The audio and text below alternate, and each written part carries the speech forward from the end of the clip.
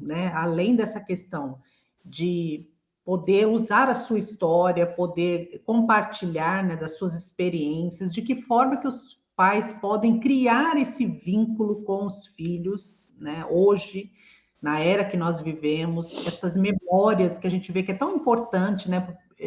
Parar e se lembrar. Não sei, meus pais, eu sou muito nova, eu sou a última, né? Sou a caçula e meus pais já têm uma idade bem avançada. Então, eu me lembro muito da minha irmã, de uma das minhas irmãs, me levando na escola, participando da reunião de classe, né? Em momentos, amigos meus me perguntavam, hoje não, porque minha irmã já faleceu há alguns anos, mas assim, e sua irmã, né? Porque minha irmã sempre estava na cena, sempre estava participando, não era tanto a minha mãe. Minha mãe trabalhava muito, né? E estava ali sempre envolvida no trabalho e tudo. Então, assim, eu tenho poucas memórias mesmo com a minha mãe, com os meus pais. Eles estavam sempre trabalhando, eles já eram bem mais velhos, né? E eu vejo que essa importância hoje de se ter estas memórias, né, dos seus pais com os pais, de criar esse vínculo para ter mais fácil esse contato com os filhos, conseguir a atenção deles. Então, de que forma que os pais podem criar esse vínculo com os seus filhos na sua rotina, no seu dia a dia? Excelente. Bom, a gente tem como um modelo bem legal a ideia das 5 linguagens do amor, que eu gosto bastante. Eu até fiz um post essa semana trazendo para o pessoal informações a respeito do livro, porque às vezes, por exemplo, quando eu indico, a pessoa fala, não, é livro cristão, né? Não vou ler.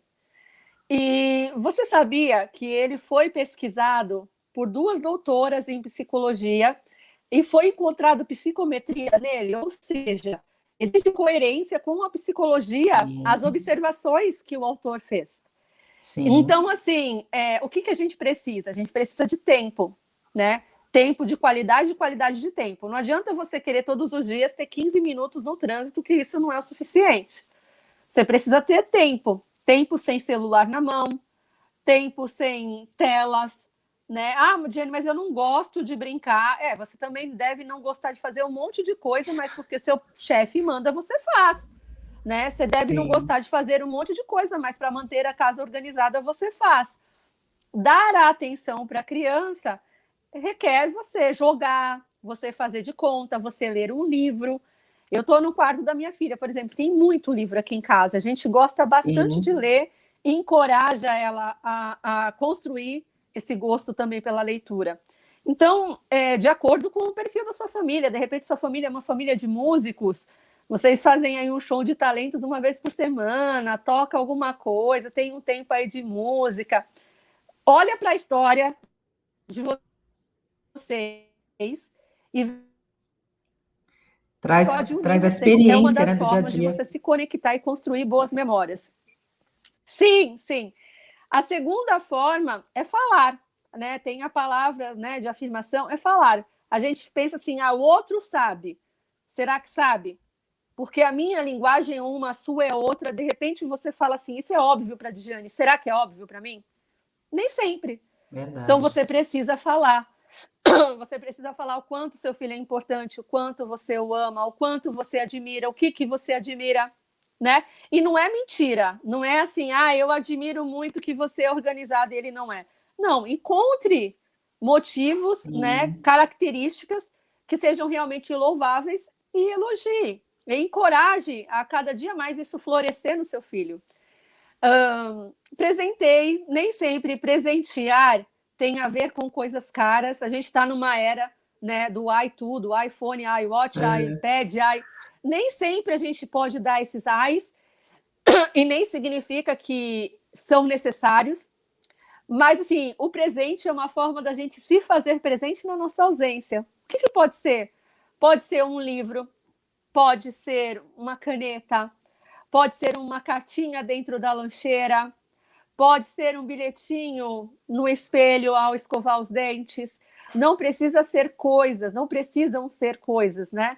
Mas podem ser atitudes que são presentes.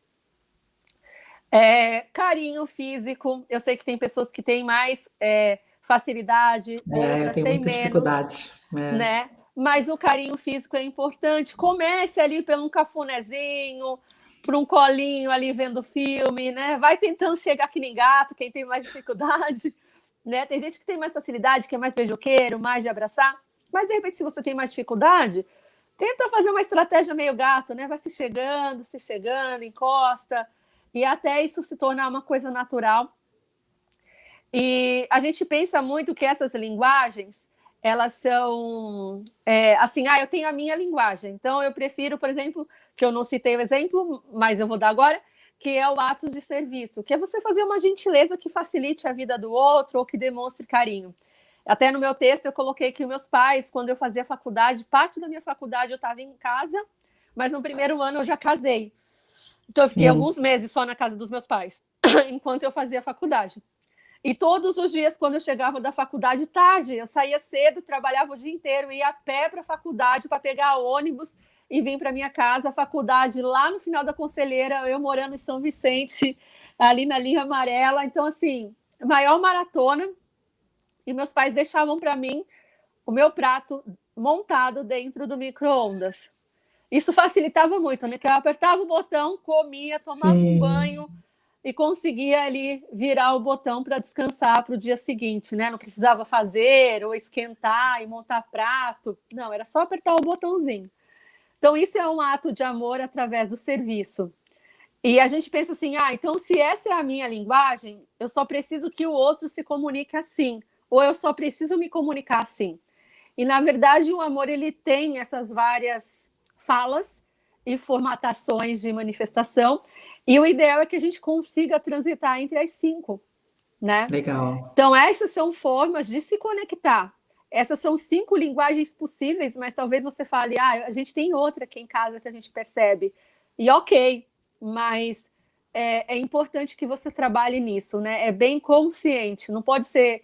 Eu não vejo a paternidade, a maternidade como uma coisa inconsciente e instintiva. Eu acho que a maternidade e a paternidade, elas são bem intencionais para que seja assertiva. Verdade. Você está falando aí, eu estou lembrando aqui de um filme que eu vi, não me recordo agora o nome, mas o pai, ele sempre chegava depois que o filho já tinha dormido. E eu me lembro que ele, para mostrar que ele esteve ali, né, mesmo depois que o filho já tinha dormido, ele fazia um nozinho no lençol, né, do filho. Então, assim, no dia seguinte, quando o filho acordava, ele via o nó ali no lençol e sabia que o pai tinha passado por ali na cama dele para dar um beijo, né, mesmo ele dormindo, né? Então, assim, ele encontrou um meio de mostrar para os filhos, né, para o filho, que ele esteve ali, que ele estava ali presente, né, que ele passou por ali. Então, o quanto isso é importante, né? O quanto encontrar a linguagem dos nossos filhos é importante, né, para poder também acertar, né? É importante não só amar, é importante que o outro se sinta amado. Verdade. A gente vê em gerações, principalmente nós mulheres, que achamos que assim, cuidar da nossa família, dos nossos filhos, do nosso marido, é o suficiente para demonstrar amor. Eu não preciso falar nada, eu não preciso tocar em ninguém. A casa tem que estar impecável, a comida feita, a criança, né, sempre bem cuidada, limpinha, e assim ela vai entender. E não vai, até porque existem pessoas que têm esse cuidado e vivem uma pobreza afetiva muito grande, que sofrem. Então, a gente precisa amar e comunicar esse amor. O outro que a gente ama precisa se sentir amado, senão não faz sentido.